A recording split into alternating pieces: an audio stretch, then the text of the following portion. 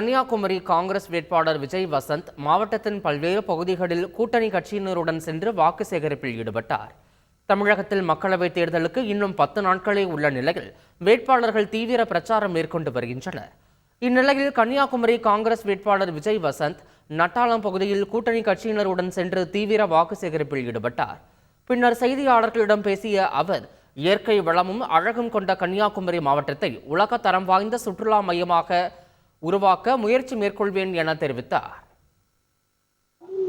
குமரி மாவட்டம் இயற்கை வளமும் அழகும் கொண்ட ஒரு மாவட்டம்.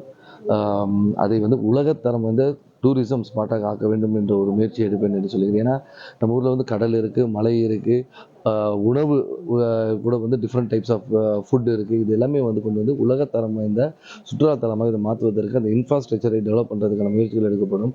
ஏன்னா ஒரு டூரிசம் ஒன்று டெவலப் ஆகுதுன்னா அது பல இண்டஸ்ட்ரீஸை கூட டெவலப் ஆகும். ஃபார் எக்ஸாம்பிள் ஒரு ட்ராவல்ஸ் இருக்கட்டும், ஹோட்டல் இண்டஸ்ட்ரியாக இருக்கட்டும், மார்க்கெட் இண்டஸ்ட்ரியாக இருக்கட்டும், எக்ஸ்போர்ட்ஸு சரி, ஏர்லைன், இது மாதிரி எல்லாமே கனெக்டட் ஆகும். ஸோ இந்த டூரிசம் டெவலப் பண்ணும்போது நம்மளுடைய வருவாய் மட்டுமில்லை, குமரி மாவட்டம் இந்தியாவில் எப்படி தலை சிறந்து இருக்கிறதோ உலக அளவில் தலை சிறந்து இருக்கிறதுக்கு ஒரு வாய்ப்பாக இருக்கும்.